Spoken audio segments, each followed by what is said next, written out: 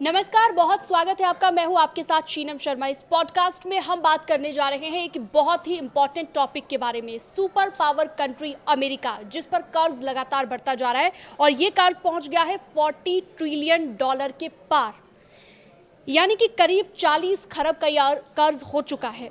ये हुआ कैसे, इस कर्ज के पीछे क्या ईरान जंग बड़ी वजह है, इन सभी सवालों के बारे में जवाब हम लेंगे। मयंक मिश्रा मेरे सहयोगी मेरे साथ लगातार जुड़े हुए हैं।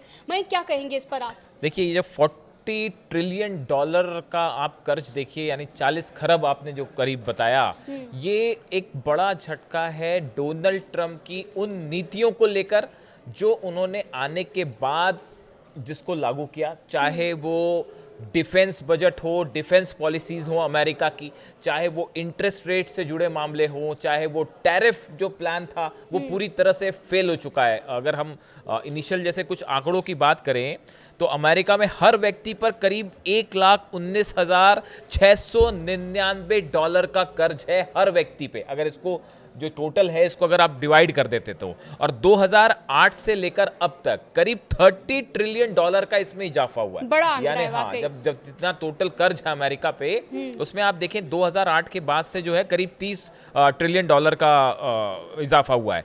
रोजाना ब्याज चुकाने पे करीब $3.8 अरब खर्च हो रहे हैं। यानी जो डेली इंटरेस्ट अमेरिका को पे करना पड़ता है कर्ज के ऊपर, उसी में $3.8 अरब रोज खर्च हो रहे हैं। देखिए, मैं एक CNN की रिपोर्ट पढ़ रहा था, उसके मुताबिक फिस्कल वॉचडॉग ग्रुप पीटर जी पीटरसन फाउंडेशन के CEO माइकल पीटरसन ने कहा कि अगर यही हाल रहा तो सिर्फ 6 साल में अमेरिका का कर्ज $50 ट्रिलियन तक पहुंच जाएगा, अगर ऐसे ही मामला चलता रहा तो। और उन्होंने ये भी कहा कि 10 साल से भी कम समय पहले अमेरिका जो था उस पर सिर्फ $20 ट्रिलियन का कर्ज था, और अब वो बढ़कर जो है हो चुका है $40 ट्रिलियन। और अमेरिका वास्तव में अपनी अर्थव्यवस्था और अपने देश के भविष्य को खतरे में डाल रहा है। इस तरह के तमाम इकोनॉमिस्ट जो हैं वो अपनी राय रख रहे हैं। शीनम, बिल्कुल, देखिए ये अब सवाल ये है कि आखिर ये कर्ज जो लगातार बढ़ता जा रहा है, जो आपने बड़े बड़े आंकड़े पेश किए, इसके पीछे की वजह क्या है? बहुत सारे लोगों का अलग अलग राय है इसके बारे में, लेकिन डिफेंस की हम बात करेंगे। अमेरिका बहुत बड़ा हिस्सा खर्च करता है अपना डिफेंस के ऊपर। खासतौर पर क्या हम ये समझें कि हाल ही में जो जंग हमें देखने को मिली, जो ईरान जंग है, वो भी एक बड़ा रीजन है इसके पीछे कि कर्ज लगातार प्रति व्यक्ति बढ़ता जा रहा है अमेरिका? देखिए, डिफेंस पर करीब $2.5 अरब जो है वो रोज खर्च करता है अमेरिका, डेली, एवरीडे। और देखिए, इसमें मामला ये है कि आप देखें डोनाल्ड ट्रंप के आने के बाद से, चाहे एक सबसे बड़ा तो मुद्दा ईरान जंग रहा, जिस तरह से डोनाल्ड ट्रंप और उनके एडवाइजर्स ने सोचा था कि जब हमले हुए ईरान पर, तो इनिशियली उन्होंने सोचा था कि हम 4-5 दिन में जो है वो जंग जीत लेंगे, और मैक्सिमम अगर जंग चलती भी है तो 10-15 दिन से ज़्यादा जंग नहीं चलेगी। इस तरह का उनका अनुमान था। जबकि हुआ ये कि आज देखिए 5 महीने हो चुके हैं, और 5 महीने बाद हालात ये है कि अमेरिका न सिर्फ जंग में भारी पड़ गया, बल्कि अमेरिका के सारे बेस तबाह हैं। अमेरिका के पहली बार ऐसा हुआ इतिहास में कि F-35 जेट डाउन हुआ है। मतलब 5th जनरेशन का अगर प्लेन डाउन होता है तो अपने आप में बड़ा झटका है। जितने बेसेस हैं वो तबाह हो गए मिडिल ईस्ट में। समंदर में आप देखिए कि कई सारे अमेरिका के जहाज जो हैं वो डिस्ट्रॉय हुए। यानी इसको पूरा जो ओवरऑल बजट है, इसीलिए देखिए हाल ही में अमेरिका के रक्षा विभाग पेंटागन ने ईरान के साथ हुई जंग के खर्च और हथियारों के खाली हुए भंडारों को भरने के लिए अमेरिकी कांग्रेस से भारी भरकम बजट की मांग की है। इस युद्ध में अब तक लगभग $37.5 अरब खर्च हो चुके हैं, जिसके बाद प्रशासन ने करीब $87 अरब के अतिरिक्त फंड का प्रस्ताव रखा है। यानी आपने जो है करीब $37 अरब जो है वो खर्च कर लिए, अब उसको बढ़ा के आप कह रहे हैं कि $87 अरब और चाहिए ताकि जंग की जाए, और उसमें $67 अरब तो सिर्फ ईरान के साथ जंग के लिए मांग रहे हैं।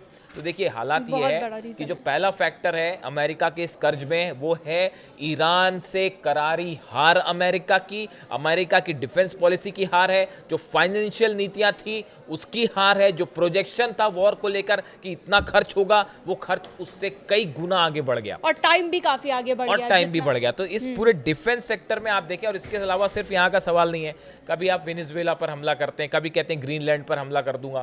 तो ऐसे जो ये जो लिस्ट है इसमें अगर इस तरह के ऑपरेशंस अगर आप करते रहेंगे बिल्कुल, जिनका कई कोई ऐसी अंत नहीं है। नीतियां हैं हम कह सकते हैं तो जो ये बात ट्रम्प सरकार ने डिफेंस, अपनाई, ये बात जो डिफेंस की है। रीजंस रहे डिफेंस की हमने बात कर ली। अब बात कर लेते हैं इंटरेस्ट रेट की, क्योंकि इंटरेस्ट भी काफी लगता है जितना आप कर्ज लेते हैं और जो ब्याज अमेरिका को इस पर चुकाना पड़ता है। क्या हम ये कहें मयंक कि कर्ज भी एक बड़ी वजह है? हाँ देखिए, बिल्कुल क्या होता है कि जब भी कोई सरकार कर्ज ले रही है कहीं से, तो उसमें आप जो इंटरेस्ट पे करते हैं, जैसे अमेरिका का अगर आप आंकड़ा ले तो केवल ब्याज चुकाने में ही रोज अमेरिका को 3.8 अरब डॉलर का खर्च करना पड़ रहा है। यानी एक दिन में आपने जो कर्ज ले रखा है उसको वापस करने में ही आपको रोज करीब 3.8 डॉलर का इंटरेस्ट देना पड़ रहा है, उसमें ब्याज देना पड़ रहा है। जैसे हम बैंक से कोई कर्ज लेते हैं तो जो ब्याज देते हैं, इंटरेस्ट वैसे ही 3.8 डॉलर का कर्ज देना पड़ रहा है पर डे। बढ़ते कर्ज के साथ उसका ब्याज भी सरकार के लिए बड़ी समस्या बनता जा रहा है।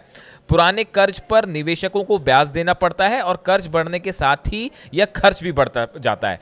इससे सरकार के पास दूसरे जरूरी कामों के लिए उपलब्ध पैसा सीमित हो जाता है। दी गई जानकारी के मुताबिक committee for a responsible federal budget के वरिष्ठ नीति निदेशक मार्क गोल्डविन ने चेतावनी दी है कि अमेरिका कर्ज के जाल में फंसता नजर आ रहा है। यानी दूसरा बड़ा फैक्टर ऑब्वियसली ये है कि अब इतना भारी भरकम आप कर्ज लेंगे तो उसमें आपको इंटरेस्ट भी पे करना होगा। हालांकि अमेरिकी गवर्नमेंट का उसमें ये कहना है कि हम जो ब्याज लेते हैं उसको हम अलग अलग क्षेत्रों में विकास के लिए लगाते हैं, तो उससे फिर हमको प्रॉफिट भी होता है। लेकिन अभी फिलहाल एक बड़ा अमाउंट जो इस कर्जे में डूबा है अमेरिका, उसकी वजह इंटरेस्ट भी है। और साथ ही देखो, हर एक सरकार की कुछ ना कुछ नीतियां होती हैं कि कर्ज को हम कैसे कम करें। ट्रम्प सरकार की अपनी नीतियां हैं। हाँ, उन नीतियों की अगर हम बात करें तो कौन कौन सी नीतियां सरकार ने ऐसी अपनाई जो फेल हो गई, जिसकी वजह से हम कह सकते हैं कि ये कर्ज जो कम होना चाहिए था वो बढ़ता चला गया। बिल्कुल, देखिए जब ये ट्रम्प सत्ता में आए थे, पावर में आए थे, तो उन्होंने एलन मस्क के नेतृत्व में जो है एक सरकारी दक्षता विभाग बनाया था। इसका लक्ष्य सरकारी खर्च में 1 खरब डॉलर तक की कटौती करना था। इस उद्देश्य से उन्होंने ये कमेटी बनाई थी, विभाग बनाया था और उसमें एलन मस्क जो है उनको इसकी जिम्मेदारी दी गई थी। हालांकि जो इसके जो डिटेल्स सामने आए हैं वो इस पूरा जो कमेटी बनाई गई और उसका हेड बनाया गया एलन मस्क को, इन्होंने तमाम कोशिशें की लेकिन जो टारगेट लेके चल रहे थे वो पूरा नहीं हो पाया और वो उससे काफ़ी पीछे छूट गए। और देखिए एक और इसकी बड़ी वजह ये भी है कि एक तो अभी मिड टर्म पोल्स होने हैं अमेरिका में और उसमें ऑलरेडी डोनाल्ड ट्रम्प जो है उनकी लोकप्रियता बहुत तेजी से घटी है।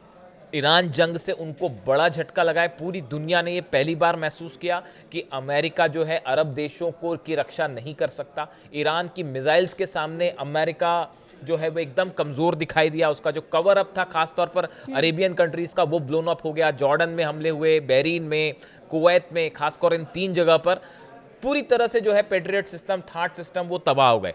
ऐसे में ये बड़ा झटका था अमेरिका के ओवरऑल एक्सपेंडिचर को लेकर, जो इकोनॉमिक पॉलिसीज बनी है उसको लेकर। तो वो एस्टिमेशन जो उन्होंने लगाया था वो पूरी तरह से गड़बड़ा गया। तो ऐसी कई नीतियां रहीं जो नुकसान दे रही हैं इस पूरे मामले में। प्लान की भी बात कर लेते हैं, क्या वो भी फेल हो गया? एक रीजन हम ये भी मानकर चल सकते हैं कि कर्ज बढ़ने के पीछे। देखिए अब टैरिफ का सवाल ऐसा है, टैरिफ एक ऐसी चीज है जिसको लेकर डोनाल्ड ट्रंप ने जितने बदलाव किए अमेरिका की नीति में, वो उससे ज्यादा बदलाव आपको पूरी दुनिया में किसी भी प्रेसिडेंट के इतिहास या किसी भी प्राइम मिनिस्टर की पॉलिसी को लेकर देखने को नहीं मिलेंगे। डोनाल्ड ट्रंप अब उन्होंने एक नया, जो अभी इस समय जो सबसे ज्यादा चर्चा में है कि रशिया से अगर आप तेल खरीद रहे हैं तो आपके ऊपर जो है वो 100% टैरिफ 5 देशों पर लगाने जा रहे हैं वो, जिसमें भारत भी शामिल है, जिसमें चाइना भी शामिल है। और 31 तारीख को उस पर चर्चा होनी है अमेरिकी संसद में। तो अब देखिए कुल मिला के मामला ये है कि कभी वो कहते हैं कि कभी चाइना पर टैरिफ लगा देते हैं और कहते हैं कि साहब अब इतना इतना टैरिफ लगेगा, कभी वो भारत पर टैरिफ लगा देते हैं। कई देशों पर उन्होंने टैरिफ पॉलिसी लगाई, लेकिन उसका नतीजा क्या हुआ कि सुप्रीम कोर्ट ने इन टैरिफ को अवैध घोषित कर दिया। इसके बाद अमेरिका को इन कंपनियों को करीब 160 अरब डॉलर वापस करने पड़े। यानी जो टैरिफ लगाए थे इन्होंने, जब सुप्रीम कोर्ट ने, अमेरिका की कोर्ट ने उसको रद्द कर दिया, असंवैधानिक करार दिया, उसके बाद 160 अरब डॉलर अमेरिका को वापस करने पड़ गए।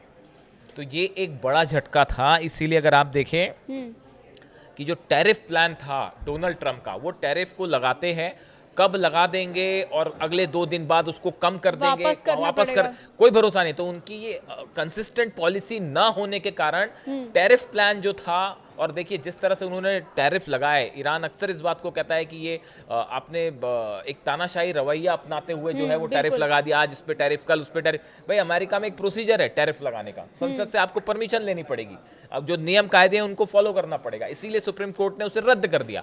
तो जो पैसा जुटाने का टैरिफ प्लान था वो पूरी तरह से फेल हो गया, और इससे कंट्रीज के साथ रिलेशन जो खराब हुए वो अलग रहा। बिल्कुल, तो वो चलिए ठीक है। तो हमने आपको इस पॉडकास्ट के जरिए ये बताया कौन कौन से रीजन रहे और अमेरिका पर किस तरह से कर्ज लगातार बढ़ता जा रहा है। इस तरह की और खबरों के लिए, इंटरनेशनल न्यूज के लिए आप हमारे साथ बने रह सकते हैं। फिलहाल दीजिए इजाजत, नमस्कार। Thank you.